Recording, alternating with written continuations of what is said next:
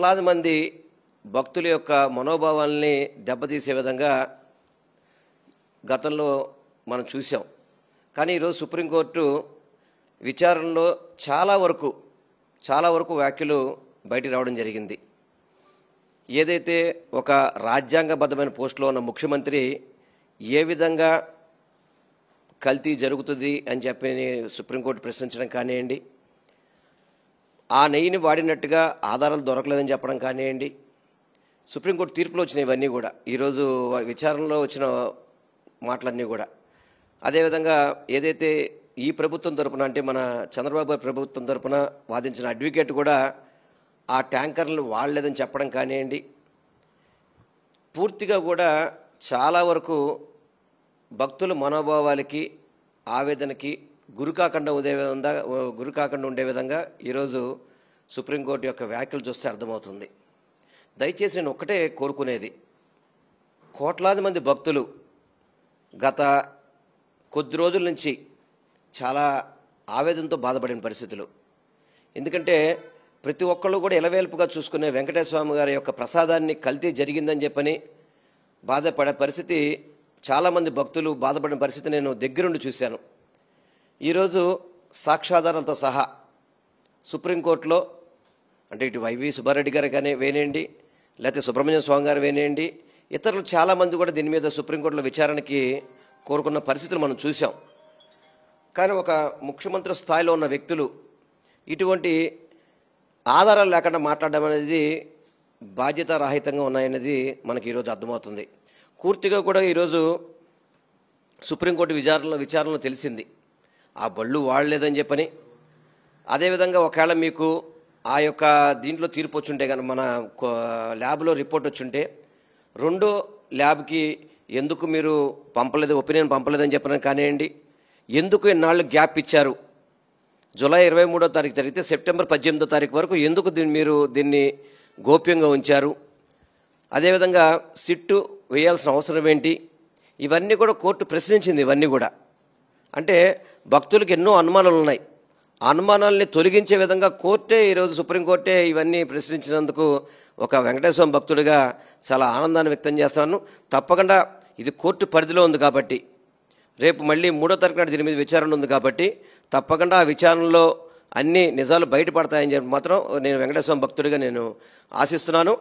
నేను ఇప్పటికి కూడా గౌరవ ముఖ్యమంత్రి గారికి ఒకటే చెప్తున్నాను, దయచేసి రాజకీయాల్లోకి వెంకటేశ్వర స్వామిని కానీ తిరుమల తిరుపతి దేవస్థానాన్ని కానీ మీరు లాగబాగండి స్వామి.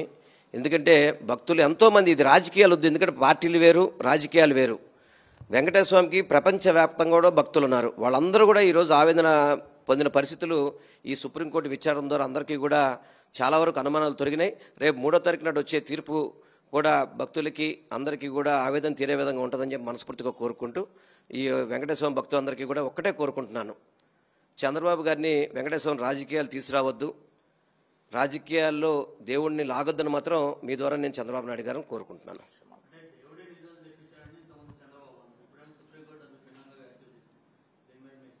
నేను ఒకటే చెప్తున్నా సార్, ఇప్పుడు నేను దేవుడిని రాజకీయాల్లో ఏ వ్యక్తి కూడా వాడకూడదు, అది చాలా తప్పు. కలియుగ దైవం వెంకటేశ్వర స్వామి, ఆయన అనునిత్యం కూడా అందరినీ చూస్తుంటాడు.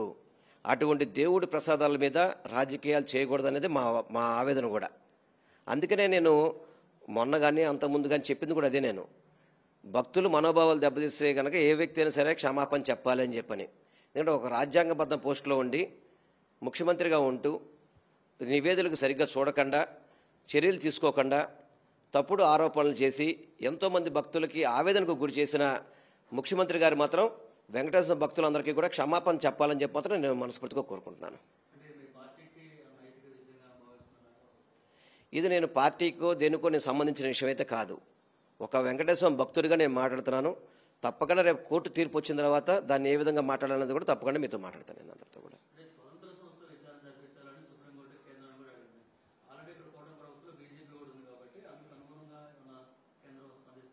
అంటే మేము కూడా అడుగుతుంది అదే కదా. మేము కూడా ఇప్పుడు ఒక రాష్ట్ర ముఖ్యమంత్రిగా వ్యాఖ్యలు చేసినప్పుడు వాళ్ళ తరపున సిట్ అని చెప్పి వ్యవహరిస్తే దాంట్లో నిజాలు బయటకు వచ్చే పరిస్థితి ఉండదు. కాబట్టి మొట్టమొదటి నుంచి మేము కోరుకునేది కాబట్టి సుప్రీంకోర్టు సిట్టింగ్ జడ్జితో కావచ్చు, ఒక స్వతంత్ర సంస్థలతో కావచ్చు విచారణ జరిపించి భక్తుల యొక్క అనుమానాలు కూడా తీర్చాల్సిన పరిస్థితి ఉంది. కాబట్టి స్వతంత్ర సంస్థ ద్వారా మాకు అయితే న్యాయం జరిగేది ఏమనుకుంటున్నామంటే సుప్రీంకోర్టు సిట్టింగ్ జడ్జితో కనుక జరిపిస్తే నిజాలు బయటపడతాయని మాత్రం మేము కోరుకుంటున్నాం. సార్ ఒక ముఖ్యమంత్రి దగ్గర పనిచేస్తున్న కమిటీ అది సిట్ అనేది అధికారులు ఎక్కడ పనిచేస్తున్నారు? ఆ ముఖ్యమంత్రి గారి పరిధిలో పనిచేస్తున్నప్పుడు ఆల్రెడీ ముఖ్యమంత్రి గారు దీని మీద తీర్పు చెప్పినప్పుడు ఆ తీర్పుకి వ్యతిరేకంగా సిట్టు తీర్పు వస్తుందని మనం భావిస్తామా? అధికారులు ఆల్రెడీ ముఖ్యమంత్రి గారు చెప్పేసి ప్రెస్ మీట్లో అనౌన్స్ చేసేసిన తర్వాత ఆ సిట్ నుంచి మనకి పాజిటివ్ వస్తుందని చెప్పని ఎవరు కూడా భావించట్లేదు. భక్తులుగా కూడా ఎవరు దాన్ని నమ్మే పరిస్థితి లేదు. కాబట్టి సుప్రీంకోర్టు సిట్టింగ్ జడ్జిలో విచారణ జరిపించమనేది మా యొక్క డిమాండ్ కూడా.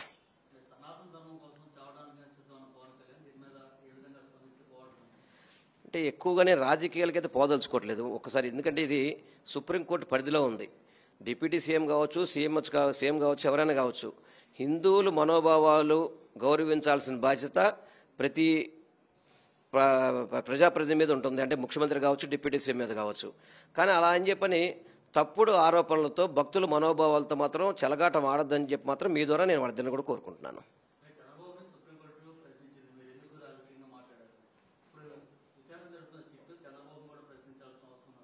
తప్పకుండా ప్రశ్నించాలి కదా.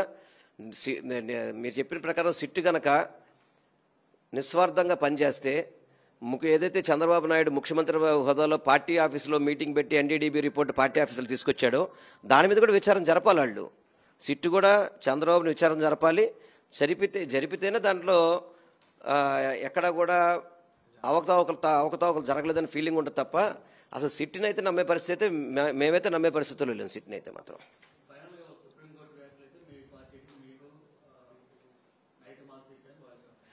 వెంకటేశ్వర భక్తులందరికీ కూడా ఊరటనిచ్చే విధంగా దాంట్లో విచారణలో ఇప్పటి వరకు వచ్చిన వాస్తవాలన్నీ కూడా వెంకటేశ్వర భక్తులందరికీ కూడా ఊరట కల్పించే విధంగా ఉన్నదని మాత్రం మీతో చెప్పగలుగుతాను నేను.